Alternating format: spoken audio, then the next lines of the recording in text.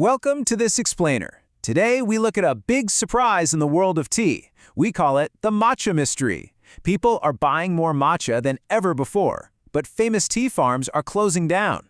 Let's find out why. So, why are these famous farms closing? It is a simple question, but it hides a very deep mystery. The answer might surprise you. Let's uncover the truth together. Think about your local cafe. Matcha drinks and sweet cakes are very popular right now. People all over the world love this green tea powder. They buy matcha lattes every day. The global demand is truly huge. You can easily find matcha in almost every major city. Part 1. The Uji Farm Mystery and Record Closures in Japan. Let's start in Uji. Uji is a very famous tea town in Japan. It has a long and proud history, but a very sad thing is happening there today. 14. In the year 2025, 14 tea businesses in Japan closed down. Some even went bankrupt. This is a record high number. Matcha is very popular, yet these farms are failing. So what is going wrong?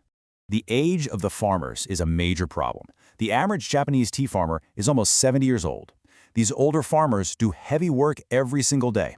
Sadly, young people often move away to big cities. They want office jobs, so there's no one left to take over these old farms. Part 2. The high cost of machines and why making matcha is hard. To solve our mystery, we must look at the farms. We need to see how farmers actually make this green powder. Regular green tea and matcha come from the exact same plant, but they are completely different drinks. Making a regular cup of green tea is fast. It is quite easy. Making premium matcha is different. It is a very complex job.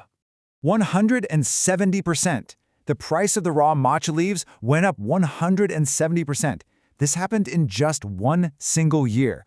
Bad weather ruined many crops in 2025. The summers were too hot, so the surviving leaves became very expensive.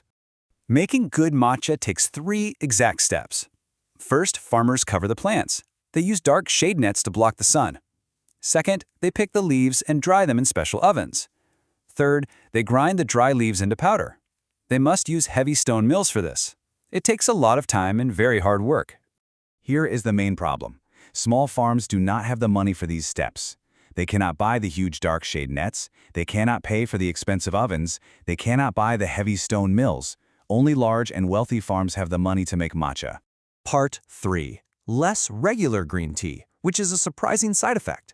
This giant matcha boom is changing the whole tea market.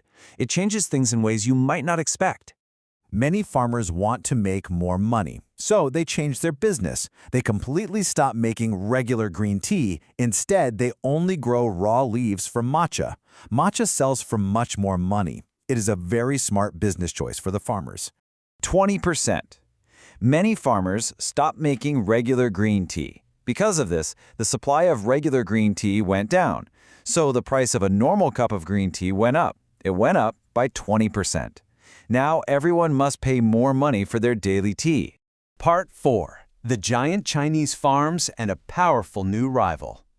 Japan is no longer the only country making matcha. A massive new competitor has entered the market. Large farms in China are copying Japan. They use the exact same Japanese steps to grow matcha. They use the same dark nets. They use the same stone mills. But they sell their matcha for a very low price. It is less than half the price of Japanese tea. This is a massive challenge for Japan. We can see the size of this rival in the year 2025. That year, all of Japan produced about 6,200 tons of matcha leaves. At the same time, just one Chinese company produced 8,000 tons. This company is named Matcha Village.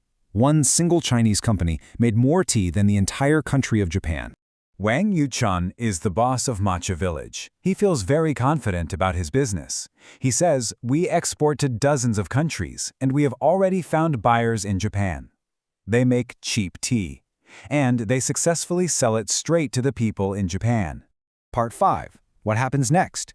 Hard choices for Japan. The future is very uncertain for these old traditional tea towns. Japanese farms face a list of very hard choices. They need to survive in this changing market. They can borrow money to buy expensive machines. They can stop making regular green tea. They can fight the low prices from new rivals in China. Or they can rely on their old culture and long history to sell expensive tea.